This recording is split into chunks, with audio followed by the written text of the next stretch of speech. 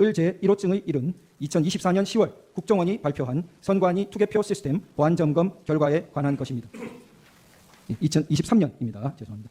보안점검 결과 해킹을 통해 유권자 등록과 투표 여부를 관리하는 통합 선거인 명부 시스템의 내용을 변경할 수 있었고, 투표관리관 도장의 이미지를 절취하여 실제 사전투표 용지와 동일한 투표지를 얼마든지 만들어낼 수 있었습니다. 을 제4호증은 법원이 연수을 선거무효소송 변호사들에게 준 통합선거인 명부 사본입니다. 이 사본에는 선거인의 성명과 주소가 삭제되어 명부상의 투표자가 실제로 투표했는지 여부를 전혀 확인 검증할 수 없도록 되어 있습니다. 하지만 대법원은 판결문에서 원고가 선거인 명부를 열람했으니 실제 투표 여부를 확인할 수 있었을 텐데 아무런 주장과 증명도 없다고 했습니다. 도장 파일을 절취하여 위조 투표지를 쉽게 만들 수 있다는 점 앞서 말씀드렸습니다. 을 제3호증의 4 및 19는 제21대 총선 재검표 현장 등에서 촬영된 투표지들의 사진입니다. 총 6곳에서 실시된 재검표 현장 등에서 신권다발처럼 빳빳한 투표지 묶음들이 수없이 나타났습니다. 정상적으로 기표한 후 접어서 투표함에 넣어 뒤섞인 투표지들이라고 전혀 볼 수 없이 인쇄소에서 재단되어 바로 옮겨진 것 같은 모양이었습니다.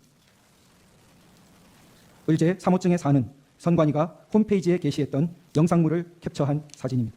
선관위는 개표장이나 재검표장에 신권다발처럼 빳빳한 투표지가 나온 이유로 원상태로 회복하는 기능을 가진 특수 재질 종이를 사용했기 때문이라는 영상을 올렸다가 내렸는데, 투표용지를 감정한 전문가는 그런 종이는 세상에 없습니다라고 증언한 바 있습니다.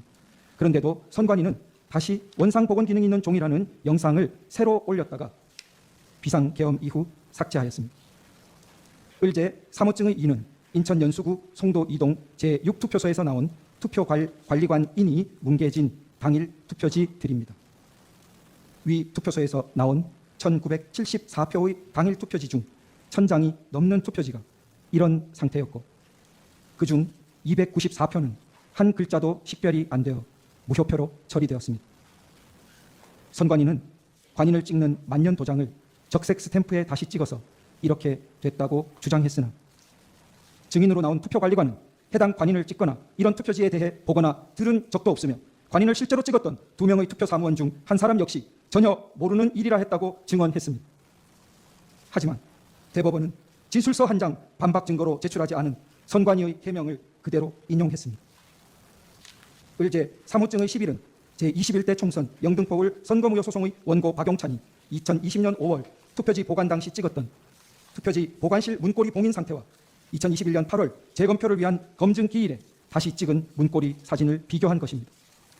봉인 테이프가 마무리된 각도, 판사의 도장 위치, 뒤쪽 봉인 테이프의 모습 등이 너무나 달라서 한눈에도 누군가 봉인을 뜯고 새로 붙였다는 것을 알 수 있었습니다. 원고 박용찬을 대리한 단체가 고발했지만 수사기관의 최종 결정은 범행을 저지른 성명불상자를 찾을 때까지 수사를 중지한다는 것이었습니다. 이상 서증요지 진술의 핵심은 국내외 주권침탈 세력에 의한 거대한 선거 부정 의혹이 있었으나 선관위와 법원, 수사기관을 통해 제도적으로 해결되지 못하여 국가 비상 상황이 초래되었다는 것입니다. 이상으로 서증요지 진술을 마치겠습니다.